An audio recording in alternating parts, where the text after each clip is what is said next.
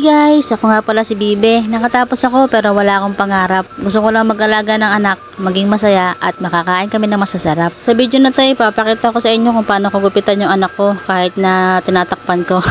Malapit na kasi yung pasukan nila kaya dapat fresh para kahit ma-stress, pogi pa rin.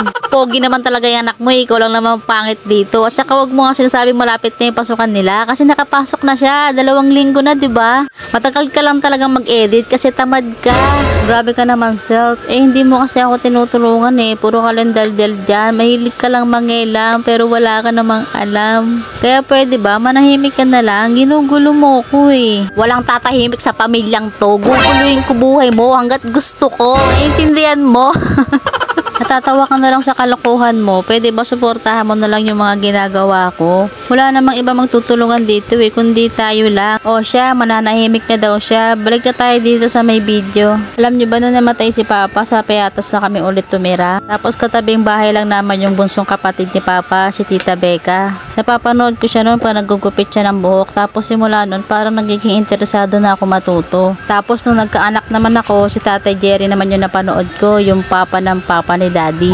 Ginupitan ni Tatay Jerry si Ken. Pinanood ko si Tatay kung paano niya ginagawa. Tapos sabi ko, parang andali lang pala. Kaya simula noon, naghanap ako ng gunting na pwedeng gamitin.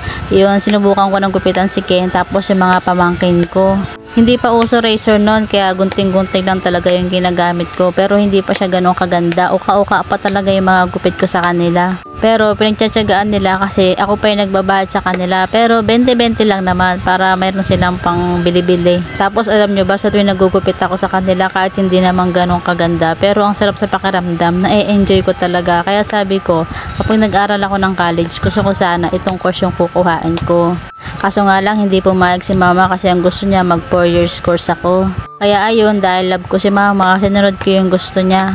Pero hanggang ngayon, hindi pa rin ako nagkakatrabaho. Pero buti na lang mabait si daddy, hindi niya ako pinipressure. Siyempre, nag-iisip din naman ako ng magkakakitaan. Pero ang importante sa akin ngayon, nababantayan ko sila at naaalagaan. Sobrang saya pa dahil susubaybayan ko yung paglaki nila dahil lagi kami magkakasama. Sabi nga nila, ang buhay ay hindi karera. Pero pag masaya ka, tumawa ka, di ba, Bobby?